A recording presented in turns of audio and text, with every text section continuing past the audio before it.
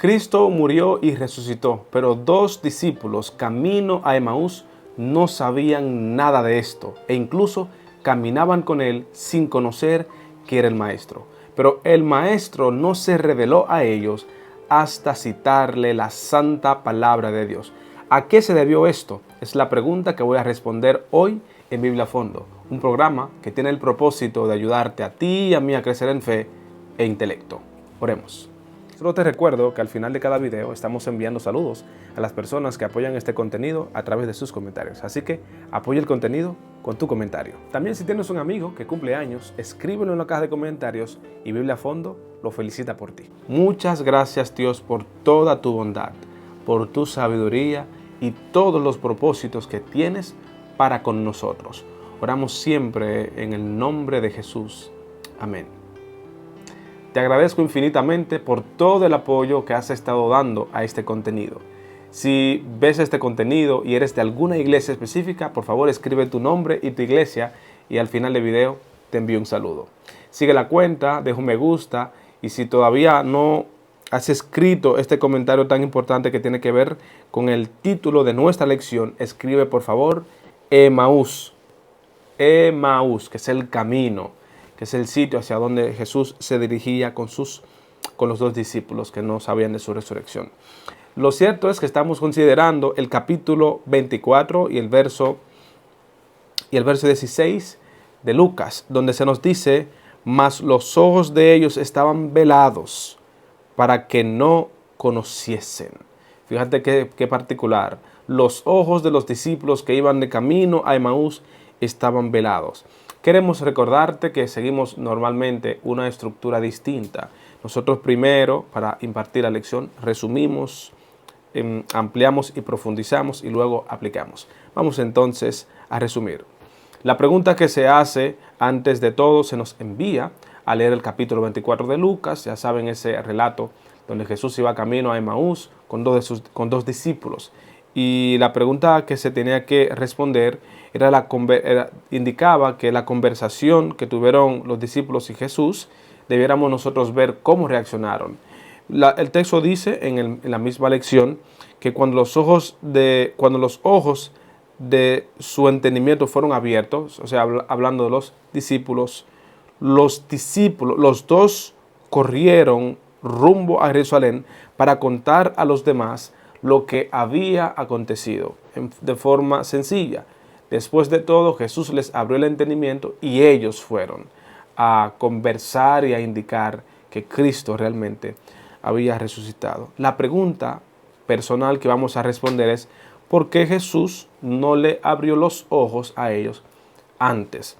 Sucede que a veces nosotros malinterpretamos las intenciones de Dios, los planes que Él tiene para con nosotros, y nos cuestionamos muchísimo, porque uno pudiera decir que Jesús debió haberle ahorrado a ellos ese momento de angustia, porque el texto bíblico dice que ellos anduvieron muy angustiados, muy tristes, y no se sentían bien, porque comenzaron a hablar con Jesús sin darse cuenta de que era Él y a decir todo lo que aconteció, y Jesús parecía un extraño para ellos.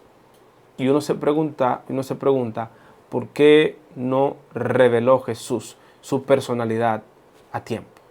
Respondemos con lo siguiente: Jesús tenía el propósito de que la fe de esos discípulos no descansara simplemente en los milagros, sino en la santa palabra de Dios. Repito, Jesús quería que la fe de ellos no descansara sobre los milagros, sino de la palabra de Dios.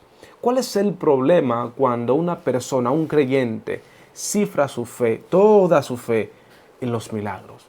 ¿Cuál es el problema cuando nosotros constantemente esperamos un milagro para poder confiar en Dios? El problema es que cuando sucede eso, nuestra fe depende completamente de las evidencias. Y constantemente pedimos a Dios evidencia, evidencia y evidencia. Y sucede cuando nosotros no encontramos las evidencias supuestas, nuestra fe merma. Y es una realidad. Jesús le dijo a Tomás: dichosos aquellos que aunque no tienen evidencia, aunque no me han tocado, pueden creer. Y es algo muy importante que nosotros tenemos que considerar. Dios espera que nosotros creamos aún sin tener evidencia, aunque en camino a Cristo dice que nos ha presentado prueba de su existencia. 2. Cuando nuestra fe depende solamente de los milagros, somos vulnerables a cualquier tipo de engaño. Por ejemplo, es bien recordado el capítulo 24 y verso 24 de Mateo, donde se presenta que en los tiempos finales las personas iban a pedir milagros y señales, y por esa razón iban a ser engañados. El texto bíblico dice que en el contexto de esos pedidos de milagros y de grandes prodigios, serían engañados incluso, si fuese posible, los escogidos. Y estamos conscientes de que en el nombre de Jesús, usted y yo somos escogidos porque Cristo murió por todos nosotros. Y lo último y lo más peligroso en cuanto a esto, el por qué Jesús no se reveló antes y no quería que la fe de ellos descansara sobre los milagros, y es que cuando nuestra fe descansa sobre los milagros, descuidamos el estudio constante de la palabra de Dios. Cualquier persona que descuida su estudio de la Biblia, cualquier persona que se descuida en cuanto a la consagración, se da cuenta que por no leer la Biblia tiene una fe sin fundamento bíblico. Lo que significa esto es que el crecimiento espiritual que esa persona logra tener es un crecimiento espiritual superficial. Es superficial porque no tiene fundamento, porque no tiene dónde anclarse. Por lo tanto, es menester que todo aquel que está pensando en crecer espiritualmente, que todo aquel que está viviendo reveses, está viviendo circunstancias difíciles, necesita entender que su vida, su fe debe estar cimentada en Cristo. Pero aparte de que debe estar en Cristo, que es la palabra, debe estar cimentada en lo que Cristo dijo, su santa palabra. La invitación de parte de nuestro Dios es a que recordemos nuestra aplicación de hoy. Importantísimo. La indicación hoy para la aplicación es: ve y toma la Biblia en serio. Porque aunque los milagros pueden despertar la fe, solo la palabra de Dios es capaz de sostener la fe.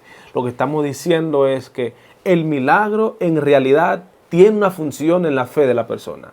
El milagro en realidad logra objetivos específicos en la fe del creyente. Pero el milagro simplemente en esos propósitos puede despertar, puede levantar la fe de la persona. Es decir, como lo diría Agustín de Hipona, puede generar fe.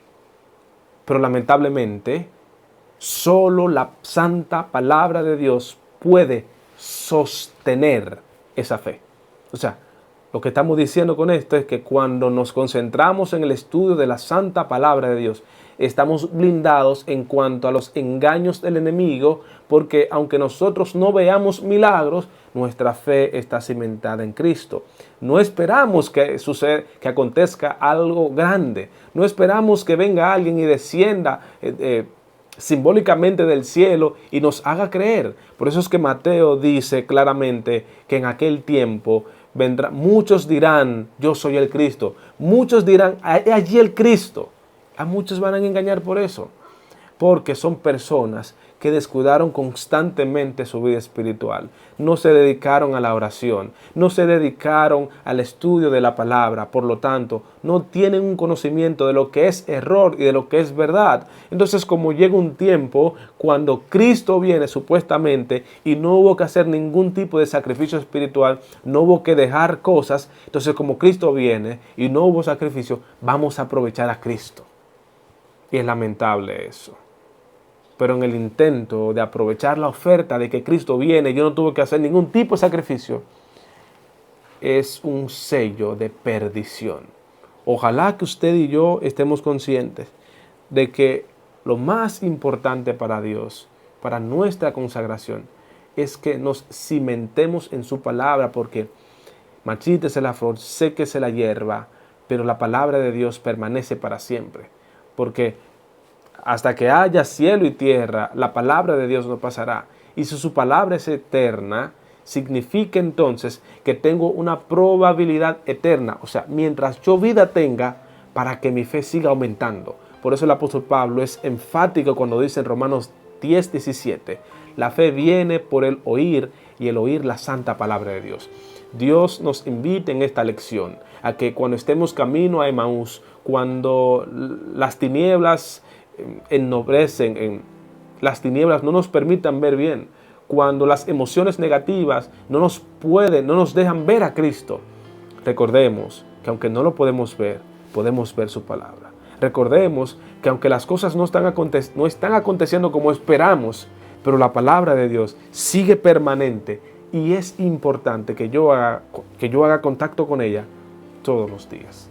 Muchas gracias. Quiero aprovechar el momento para enviar saludos a algunas personas que han estado siguiendo el contenido de manera constante. Saludando a Damaris, a mi amiga Damaris, estoy aquí en el video. A Damaris, a Tomás y a Eustacia del Carmen. Muchísimas gracias y nos vemos en la próxima.